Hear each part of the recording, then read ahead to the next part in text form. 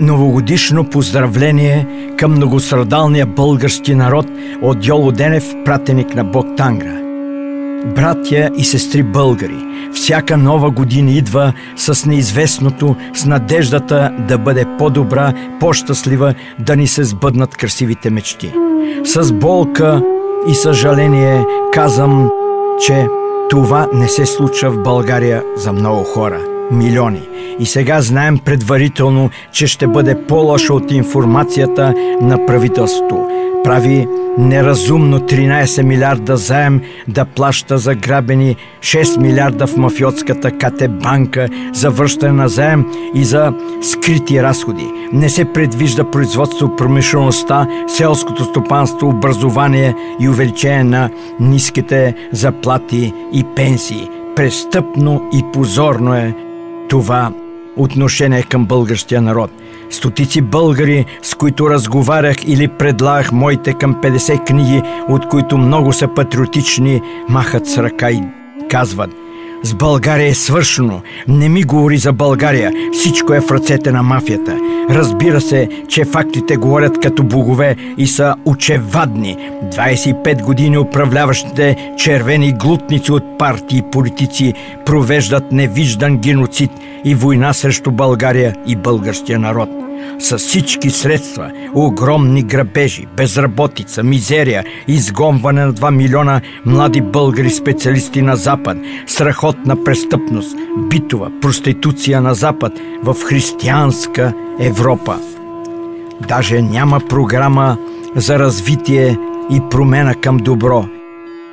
За ограбения заем от 14 милиарда всеки българин, включително бебетата, ще плащат по 2000 лева и 8000 лева от 4-членно семейство.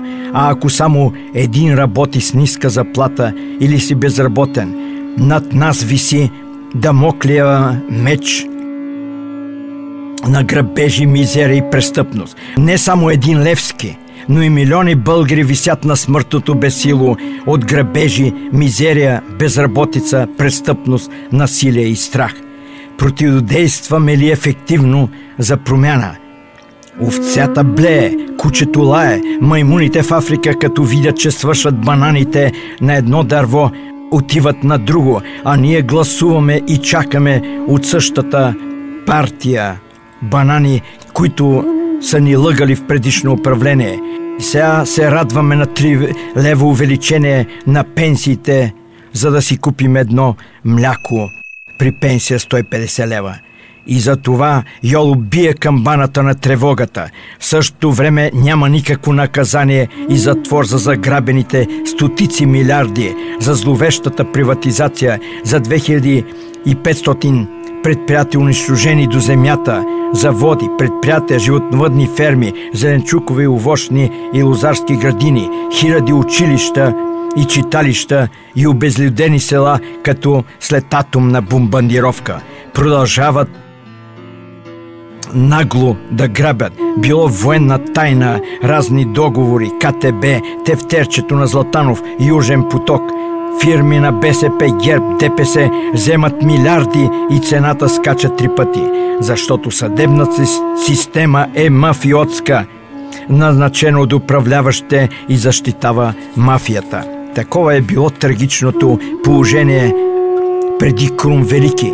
Като достоен потомък на Атила Бич Божи, идва от Панония, Будапеща и въвежда 7 крумови закони срещу крадци, корупция, недаване помощ на бедните, рязане на ръце, конфискация на имущество и създава могъща държава, която смазва Византия.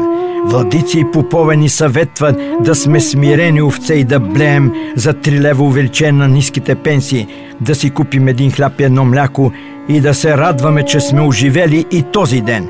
И това става през 21 век и в Европа, като членове най-бедните на райската земя. Нямало пари, а грабят 50 милиона партийни субсидии, а в богата Германия и Швейцария 3 пъти по-малки субсидии. Вземат по 15 000 безотчетни за депутати, магистрати, за несвършена работа при високи заплати от 6000 лева вземат бонуси за Коледа по 8000 лева. Банкери получават по 60 000 лева месечно заплати, купуват през 3 години супер луксозни коли, лимузини, стотици за депутати, министри, разни шефове.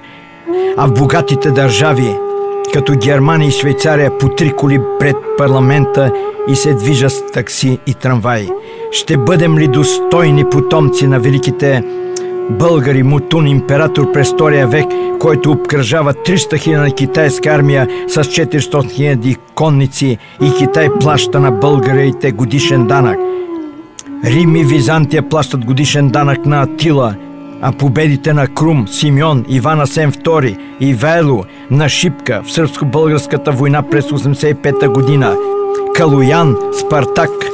До кога ще стоим на колене гладни пред мафията, която трупа стотици милиони и продължава грабежите? Бог Тангра и аз като пратеник ви призовавам: о, стига робско смирение и търпение!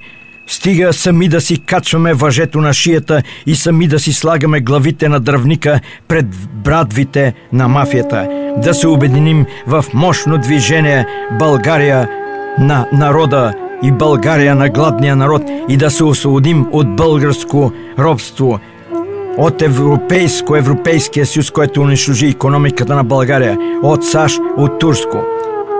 Защото политиците превърнаха България в колониална държава и Европейския съюз е колониална сила на САЩ. И да живеем щастливо на райската, богата и красива България, по-добре и от швейцарците. Условия от държавянето на ток, парно, вода, смет, банки, златодобив и други и събиране годишно 33 милиарда. Следва икономически разцвет на България с производство на екодомати, сирене, млеко, кашкавал, месо, минерална вода.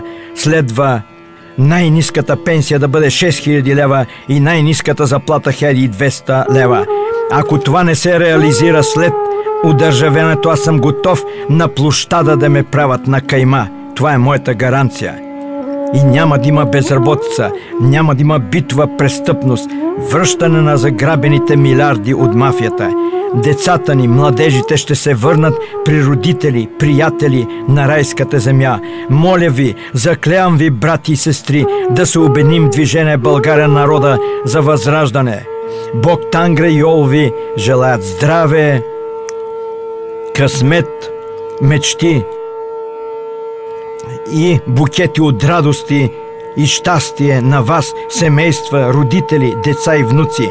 Весело прекарване на новата година и щастлива 2015 година. Да се чукне за успехите и бъдещето на България. Решаваща, съдбоносна. От нас зависи да живеем на райската земя и то щастливо. Благодаря ви, желая ви весело прекарване. Добре. Добре.